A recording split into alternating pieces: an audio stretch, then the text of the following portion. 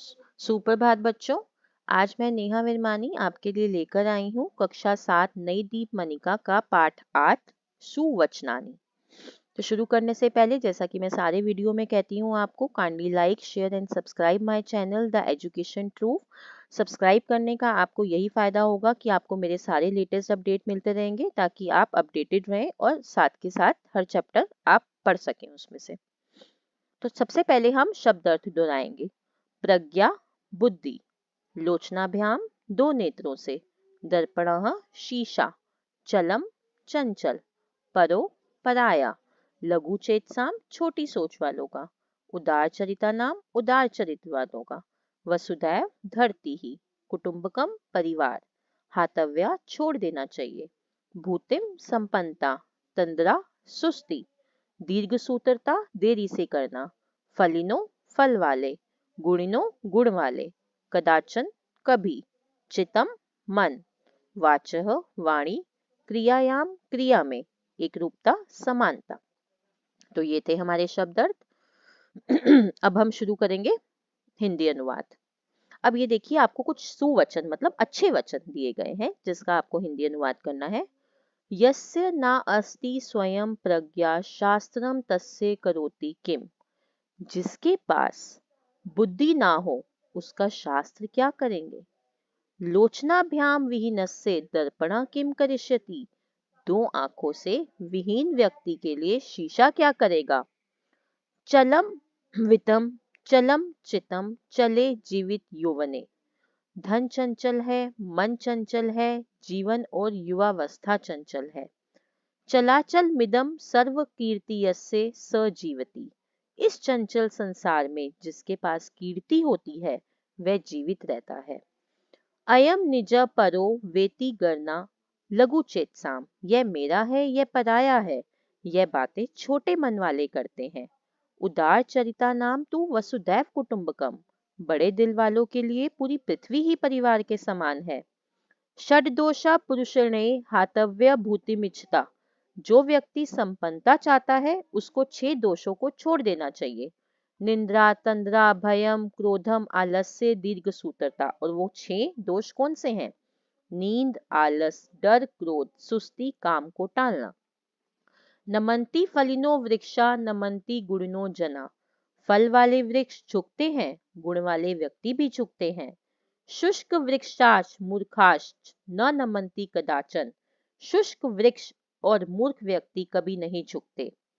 यथा चितम तथा वाचा, यथा वाचा तथा क्रिया। जैसा मन हो वैसी वाणी होनी चाहिए, जैसा बोलो वैसा करना भी चाहिए। चिते वाची क्रियायाम च साधु नाम एक रूपता। मन में, वाणी में और करने में सज्जनों का स्वभाव एक सा रहता है। तो ये मैंने आपको आपके वचनों का हिंदी अनुवाद साइड में देखिए लिखा हुआ है। यहाँ से आप संस्कृत के साथ हिंदी अनुवाद कर सकते हैं। तो अब हम बढ़ते हैं आगे अभ्यास कार्य की ओर। अभ्यास कार्य से पहले देखिए, कुछ आपको नए अव्यय शब्द दिए गए हैं। तू, तो, कदाचन, कभी, यथा तथा, जैसे वैसे। अब बढ़ते हैं संप्रति लेख नियम की ओर। प्रश्न 1, पूर्ण वाक्येन उत्तरत। पूर्ण वाक्य में उत्तर दीजिए। उदार चरिता नाम का एव कुटुंबकम। उदार चरिता नाम बड़े दिल वालों के लिए क्या कुटुंबकम है, क्या परिवार है। उदार चरिता नाम वसुदैव एव कुटुंबकम। बड़े दिल वालों के लिए पृथ्वी ही, धरती ही परिवार है। किम किम चलम भवति। क्या क्या चलता है।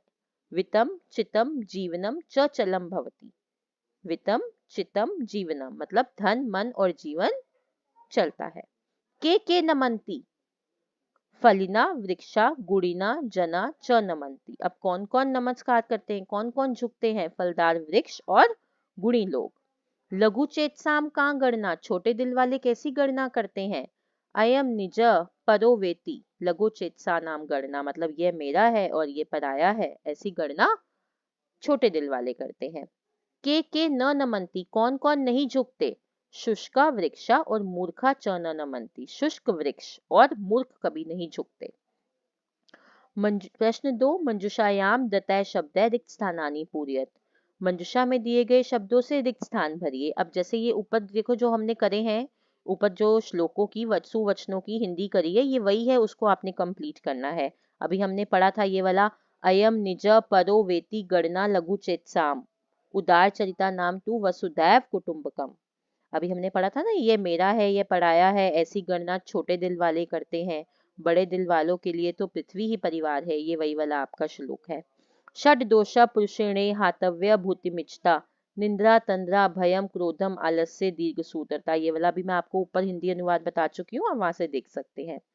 प्रश्न 3, मंजुषात उचितम पदम चित्वा श्लोकस्य अन्वयम पूरयत, मंजुषा से उचित शब्द चुनकर श्लोक के अन्वय को पूरा कीजिए। अभी श्लोक का अन्वय दिया गया है आपको, अब ये भी हमने पढ़ा है श्लोक अभी, यस्य स्वयं प्रजा न अस्ति शास्त्रम तस्य किम करोति, ये पढ़ा था हमने। लोचनाभ्याम विहीना दर्पणा किम करोति, ये वाला भी आपका फर्स्ट ही श्लोक था जिसका मैंने हिंदी अनुवाद बताया है, ये भी आप वहां से देख सकते हैं। अयम निज पर वा इति गणना लघु चेतसाम उदार चरिता नाम हेतु वसुधा एव कुटुंबकम भवति, ये वाला भी हम अभी ऊपर कर चुके हैं, तो ये भी हमने उसी के अकॉर्डिंग कंप्लीट किया है। भाषावबोधनम प्रश्न 1, पद परिचयम कुरुत। अब लोचनाभ्याम का पद परिचय आप कैसे देंगे, इसमें मूल शब्द क्या है, लोचन, नपुंसक लिंग है, पंचमी विभक्ति है, द्विवचन है। लघु चेतसाम भी लघु चेतस मूल शब्द है, नपुंसक लिंग है, षष्ठी विभक्ति है, बहुवचन है। जनाहा में जन आपका मूल शब्द है, पुल्लिंग है, प्रथमा विभक्ति है, बहुवचन है। साधु नाम में साधु आपका मूल शब्द है, पुल्लिंग है, षष्ठी विभक्ति है और बहुवचन है। प्रश्न 2, शब्दार्थम मेलनम कुरुत, शब्दों को अर्थों से मिलाइए। अब जैसे प्रज्ञा का मतलब क्या होता है, बुद्धि, वसुदैव धरती, चितम मन, कदाचन कभी, वाच वाणी, चलम चंचल, गुणिना गुण वाले, भूतिम संपन्नता। प्रश्न 3, संस्कृतेन अनुवादम कुरुत, संस्कृत में अनुवाद कीजिए। यशस्वी मनुष्य जीवित रहता है, यशस्वी नरः जीवति, फलदार वृक्ष झुकते हैं, फलिना वृक्षः नमन्ति, उदार व्यक्तियों के लिए पृथ्वी ही परिवार होती है, उदार जनेभ्य वसुधा एव कुटुंबकम भवति, सज्जनों के मन में और वाणी में एक रूपता होती है, साधुनाम चिते वाची च एक रूपता भवति। तो ये था हमारे पाठ का अभ्यास कार्य, तो यहाँ हमारा पाठ समाप्त होता है।